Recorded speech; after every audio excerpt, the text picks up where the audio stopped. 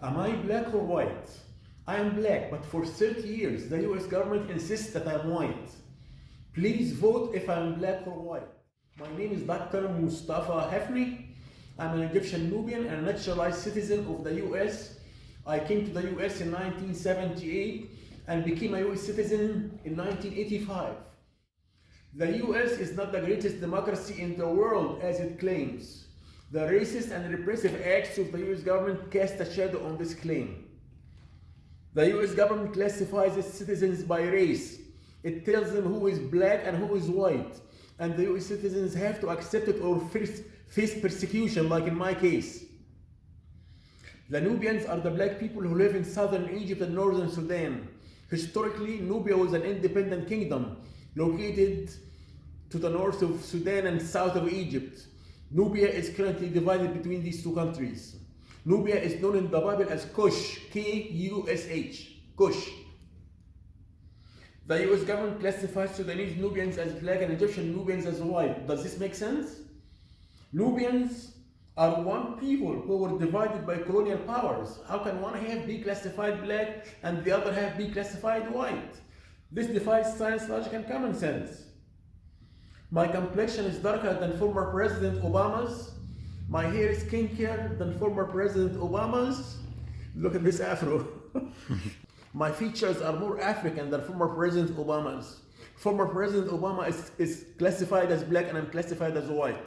Does this make sense?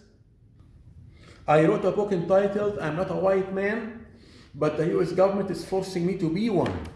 This book was published recently by Africa World Press, and it's available for sale worldwide through Amazon.com. In this book, I documented the threats to my life which I received.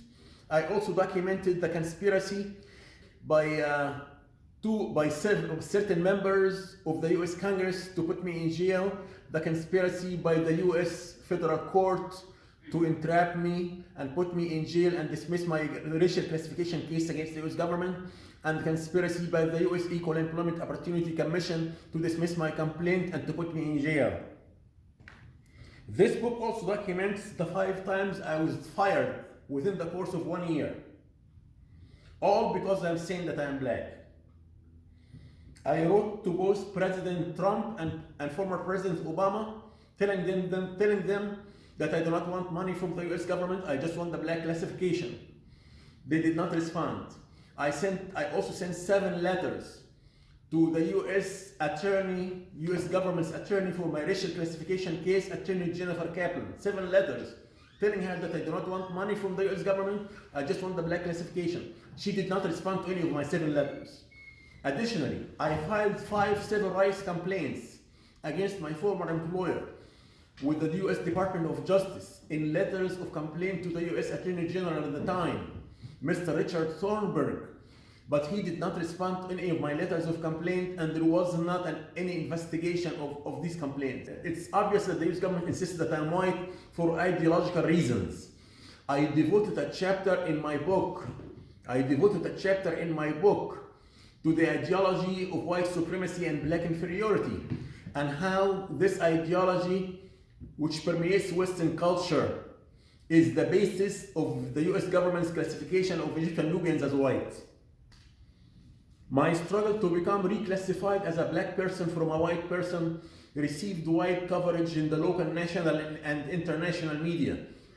This media coverage includes stories on CNN, Fox News National, Detroit TV channels 2, 4, and 7, the Detroit Free Press, the Detroit News, Jet Magazine, Time Magazine, and the Egyptian format of the official newspaper in Egypt, Al Ahram, and the international magazine of the Arabs, Al Majalla.